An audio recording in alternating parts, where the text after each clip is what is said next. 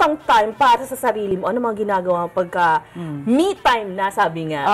Ano yan? Isa sa hobby ko, mahilig ako magpa-spa. Good! Yun. Gusto ko magpa-massage. Oo nga no? Malaking bagay. Lalo na yung head massage. Siyempre, nag-iisip ka So, nare-release yung stress. Tapos, minsan, kailangan mo talaga na mamasyal. With your family. Yun. Teka muna. Doon sa inyo ba may ganong klase ng seminar? Sa mga reflexology, may mga ganun ba? O meron ba kayong ganung klase? O sa baking, soap making, ganun kayo sa ngayon, wala pa kaming mga seminar about mga ganon. Mga holistic, wala pa. Pero malamang in the future. Mostly kasi yung mga seminar namin, like yung ganun nga, cake baking and bread making, soap making. Meron nga pala kayong making tuloy. Meron kayong seminar sa bread making and cake making. Kailan ba yan? Okay, ang seminar namin gaganapin sa August 31. Yan, dito lang malapit sa UP Diliman. Malapit lang dito. Ano yan? Iba't ibang uri ng cake? Ang seminar na to, cake baking and bread making. Cake baking bread. Paggawa ng iba't ibang cakes, pastries, at saka mga sari-saring mga tinapay. Ay, ganon? So, isabihin, ano yan? Sa umaga, yun ay ituturo, hapon. Paano ba yan? Yung seminar na ginagawa namin, ano yan? One whole day. Seminar from 10 a.m. to 6 p.m. At dun sa seminar na yon, ang nangyayari doon, may actual demo ng mga product. Let's say 31 courses yun.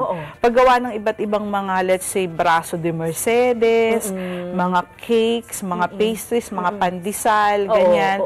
So, dinidemo ng teacher yon. Pagkatapos nun, mag-hands-on sila. Ayun. So, magkakaroon talaga ng actual experience. Halimbawa, paggawa ng pandesal. Yun. Tapos nun, yung mga na-hands-on nila at na-demo ng teacher, may food tasting. Tinitikman nila yon ng mga participants. Ibig ba sabihin nito, Bay, na bago matapos ang seminar o pagkatapos ng seminar na yon, ay marunong na sila? Oo naman. Kahit papano? Kahit papano. Hindi, actually, marami na sila talagang matututunan. Iba-iba kasi yung mga participant na dumadalo dun may bakery na, nandun sila para mag-enhance ng kaalaman nila at para mag-upgrade. Meron naman yung iba na talagang zero, walang kaalam-alam, na nag-aaral lang sa YouTube. Ay, ganon. Marami naman ganun. Diba? Sa internet. Sa totoo lang. Pero, kailangan pa, okay naman yung sa internet, may matututunan na sila doon. Pero iba pa rin yung meron kang formal studies or parang schooling. Pero yung one day na yun, matututo na talaga sila doon. Kasi, like yung pagbibit, ng mga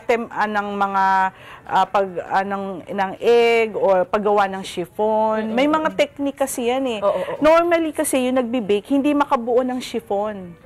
Well, in chiffon, yun yung pinaka-base. Pag marunong ka gumawa ng chiffon, lahat ng cake makakagawa ka na. Ayun. Chocolate cake, mocha cake, butter cake. Kasi icing lang yung naiiba-iba doon, di ba? Marunong ka ba mag-bake? Medyo. Di alam mo na pala, di ba? Medyo. Pero kailangan ko pa rin i-enhance. Yun. Kagaya mo, nagbi-bake ka. So, parang, kailangan mo pa rin mag-enhance. Dapat kahit lang. nagbi-bake ka na Totoo.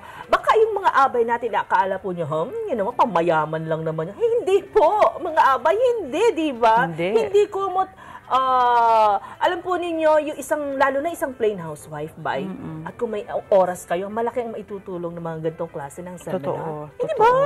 Hindi ba naman yung sa almusal mo, freshly baked na, bread? Para sa anak mo, sa family, di ba? Yes.